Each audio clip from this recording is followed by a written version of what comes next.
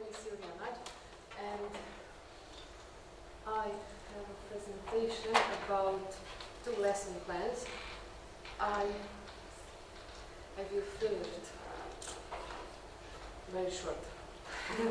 So, I work in a grammar school in Santa, and there I teach mathematics and computer science as well. And we have in my school bilingual classes, so some subjects are in Serbian and English as well. And because we have Hungarian minority, we teach the subjects in Hungarian and in English as well. What is a grammar school? Grammar school. What is that? High school. Ah, high school. I was wondering if you... And the biggest problem in these classes is there are no student books in English. So we have it in Serbian, but we have to teach our subject also in English. So I have to try to find something in internet or some other resources. So the aim of these lesson plans is how to teach parallel in Serbian and to understand the English words or English expression, mathematical expression. And because in internet there are lots of material, free materials, useful materials, interactive materials, I found some good websites, and also in Eger we have very interesting videos. So I use them in my lessons, and I would like to show some of them. So the first lesson plan is about mathematical logic. So it is in first class. So this is my lesson plan, and I would like to show some good internet resources to how could they understand maybe English terminology and to practice it. So there is a very useful site for me. Maybe you can try it, and maybe you can find also what is it.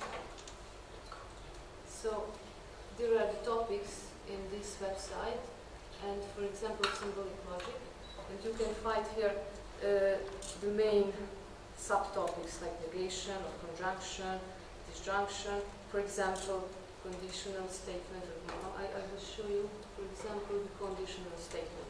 So there are good examples, so they can practice mathematics and English as well. And there are truth tables with some examples. Then in the end of the lesson or part of the lesson, they have an interactive questions. So they can practice it not only in school, but at home as well. Then some more interesting part of this slide, I will show you here, not in the presentation. So there are worksheets as well. So I gave it for homework. So I print it out, but they can also use it from here. But for example, worksheet 2. So some examples. How can they write down some exercise, some sentences in English, or to fill the truth table, and I think they enjoyed it. So it's not the traditional way of learning, and it's good for learn language and mathematics as well. And something more. These are worksheets and the keys for them. So on this internet site there are the keys for them. So maybe I didn't show them the right place, but later they can also find it. And some interactive crossword there in easy, a medium, and a hard level. Also is interesting for them. So I did it in in classroom with computers, and it can be very interesting in some kind of competition. How can they solve the crossword? And for example, compound statements. So they write the words in the crossword, and then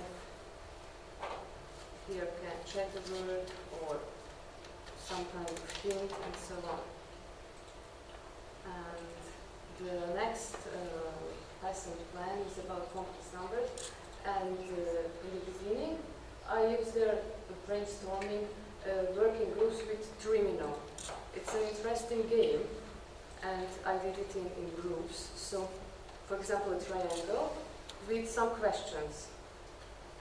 These are not these questions for complex numbers, but the groups have to put the big triangle. So in the beginning it's interesting for them, and I use this tool not only for complex numbers. I use it for exponents and so on. And I showed them the video about complex numbers, which we saw last summer in Eger. I don't know, most of you saw it. If you want, just 2 or 3 minutes. Okay.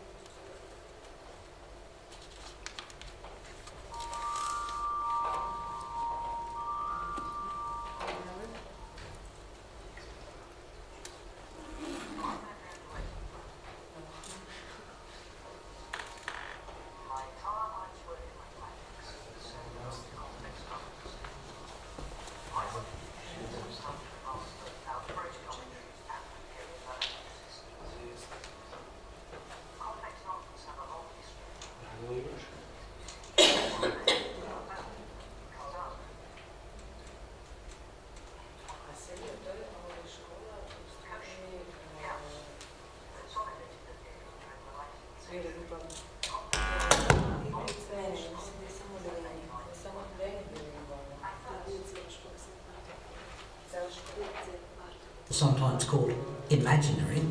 Well, it's true, it does take a little imagination. Yet today these numbers are everywhere in science and are not really mysterious anymore. In particular, thanks to them, one can construct beautiful fractal sets, something I worked on a lot. I even produced a film, The Dynamics of the Rabbit. It was one of the first animated films in mathematics. Let me begin by explaining the complex numbers on the blackboard. Mathematicians just love writing with chalk. You'll see in a minute that my ruler, this set square and protractor, behave rather oddly sometimes. Let's draw a graduated line on the blackboard. One of the most beautiful ideas in mathematics is to link geometry to algebra. This is the starting point of algebraic geometry. Just as we can add numbers, we can add points. Here is a red point on the line and another blue one. Let's add these 2 points. We get the green point. 1 plus 2 equals 3. When the red and blue points move, the green point, which is the sum, must move too. More interesting still is multiplication of points. Let's look at multiplication by -2, for instance. It transforms the point 1 into the point -2, of course. And if you multiply again by -2, you have to do the same thing. Change signs with respect to the origin and double the distance from the origin. You get 4, of course. If we multiply twice by -2, we have multiplied by 4.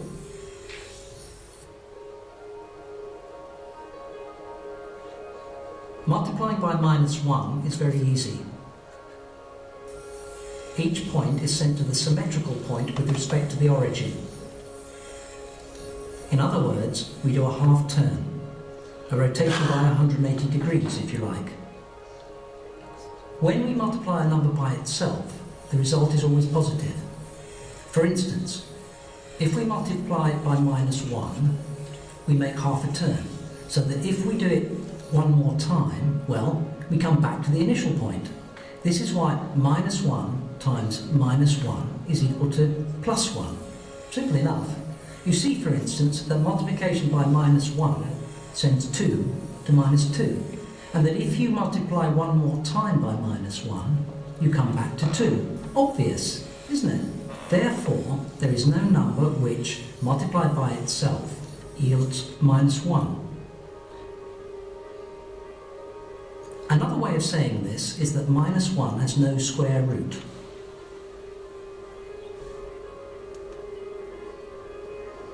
But of course we are underestimating the inventiveness of mathematicians. At the beginning of the 19th century, Robert Argon had a really great idea. He said to himself, since multiplying by -1 is a 180-degree rotation, its square root is a rotation by 1/2 of 180 degrees, 90 degrees. If I do 2 quarter turns one after another, I end up doing a half turn. The square of a quarter turn is a half turn, hence -1. It's easy when you know how. Argon decided, therefore, that the square root of -1 is represented by the point which is the image of 1 by a 90-degree rotation.